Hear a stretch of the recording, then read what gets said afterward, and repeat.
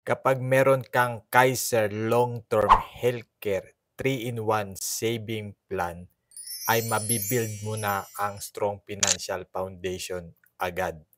Ito po yung strong financial foundation natin. Ngayon, importante na maumpisahan mo yung strong financial foundation sa tulong ng Kaiser Long-Term Healthcare 3-in-1 saving plan. Kasi si Kaiser ay may tatlong component. May healthcare, life insurance, at investment. So, papakita ko sa inyo ang solid financial foundation o pundasyong pinansyal na dapat ay mabuild mo na. Ito po siya. So, si Kaiser ay long-term healthcare HMO, transferable.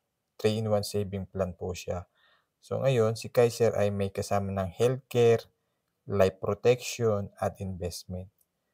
So, ang gagawin mo na lang is ma-zero out yung malaki mong utang. Kasi mahirap kapag meron kang bad debt. Kasi puro palabas ang pera mo. Babayaran mo ang interest.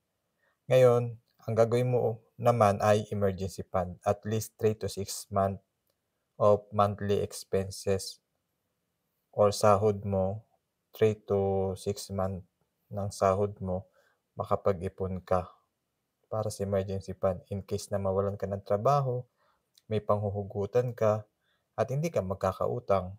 Ano po? So, ito yung solid financial foundation o pundasyong pinansyal.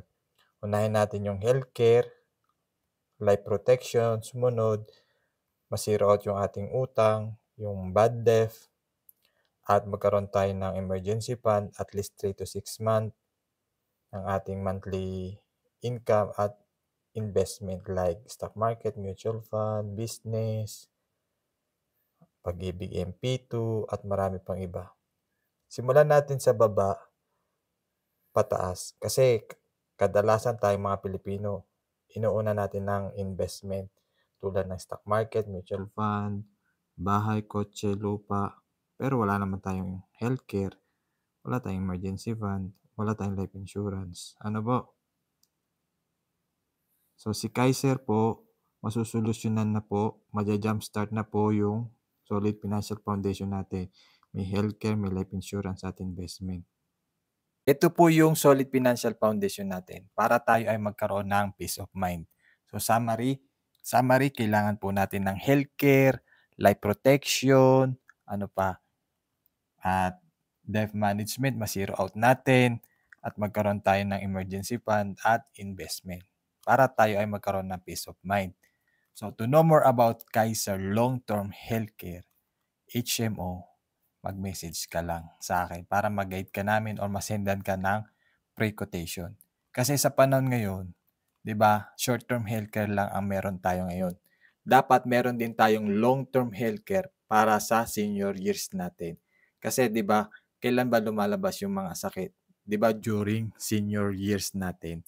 Kaya importante habang ikaw ay nasa kumpanya pa, OFW, may trabaho, may kinikita at may short-term healthcare, pinag-iipunan mo na ang long-term healthcare para pagdating ng araw sa katandaan, meron kang magagamit.